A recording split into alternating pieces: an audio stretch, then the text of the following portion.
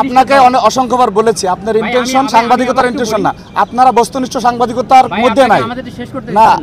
আপনার সাথে আমি এই বিষয়ে আরো একাধিকবার কথা বলেছি, ঠিক আছে? আপনার সাথে একাধিকবার আপনার কোনো প্রশ্ন উত্তর দিব না। আপনারা একজন মানুষ অনুমতি নিয়ে ক্যাম্পাসে ঢোকার পরে তাকে নিয়ে আপনারা যা ইচ্ছা তাই নিউজ করতেছেন। এই কার্ডটা তো রাজশাহী বিশ্ববিদ্যালয়ের প্রশাসন দিয়েছে। ইউ শুড আস্ক দেম যে আমি কিভাবে এখানে আসলাম। তারা তো অনুমতি দিয়েছে, তারা কেন অনুমতি দিয়েছে তাদের কাছে জিজ্ঞেস করেন। আপনারা ইস্যু করতে চাচ্ছেন কেন বারবার? এখানে যারা ছাত্র, শুনেন আমার কথা শুনেন, ছাত্র সংগঠনের কেন্দ্রীয় নেতৃবৃন্দ, আপনি তো বার্গেনিং করতেছেন আমার সাথে। ছাত্র সংগঠনের কেন্দ্রীয় নেতৃবৃন্দ তারা এই রাজশাহী বিশ্ববিদ্যালয় কি বাংলাদেশের বাইরে কোনো জায়গা ছাত্র সংগঠনের কেন্দ্রীয় নেতৃবৃন্দ যাবে না? তো আপনারা বারবার কেন একই ইস্যুটা সামনে টেনে নিয়ে আসছেন? গতকালকে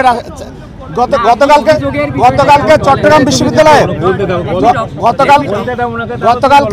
চট্টগ্রাম বিশ্ববিদ্যালয়ে সমস্ত ক্রিয়াশীল ছাত্র সংগঠনের কেন্দ্রীয় নেতৃবৃন্দ ছিল।